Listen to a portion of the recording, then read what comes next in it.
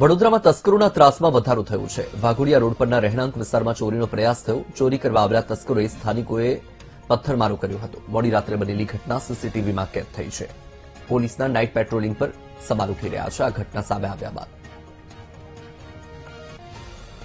તો આ દ્રશ્ય તમારી ટીવી સ્ક્રીન પર વડોદરાના છે કે જ્યાં તસ્કરો ચોરી કરવા માટે પહોંચ્યા હતા। વાઘોડિયા રોડ પર રહેણાંક વિસ્તારમાં ચોરીનો પ્રયાસ કર્યો હતો। જો કે ચોરી કરવા આવેલા તસ્કરોને સ્થાનિકોએ પથ્થરો માર્યા હતા, પથ્થરમારો કર્યો હતો। આખો જે બનાવ છે એ સીસીટીવીમાં પણ કેદ થયો હતો। મોડી રાત્રિનો બનાવ છે।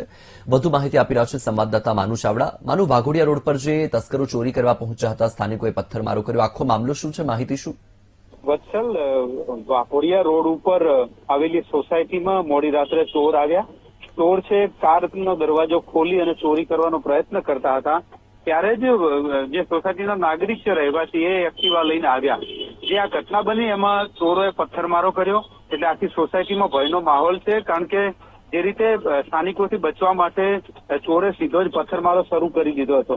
સમગ્ર ઘટના છે સીસીટીવીમાં કેદ થઈ છે। સ્થાનિક લોકોએ પોલીસને પણ જાણ કરી છે। અત્યારે સીસીટીવીના આધારે પોલીસ તપાસ કરી રહી છે।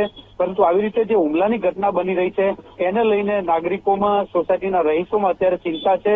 આવી ઘટનાઓ બનશે તો ક્યાં રહેવું, એ મોટો સવાલ ઉભો થઈ રહ્યો છે। પોલીસના પેટ્રોલિંગ ઉપર પણ અહીંયા સવાલ ઉભા થઈ રહ્યા છે। કારણ કે નાગરિક ઉપર જે રીતે ચોરો દ્વારા પથ્થરમારો કરવામાં આવ્યો અને સીસીટીવીમાં કેદ થયા છે, હાલ તો પોલીસને આ સીસીટીવી સોંપવામાં આવે છે અને પોલીસ તપાસ કરી રહી છે। જી વત્સલ। જી બિલકુલ, માહિતી બદલ આભાર માનું।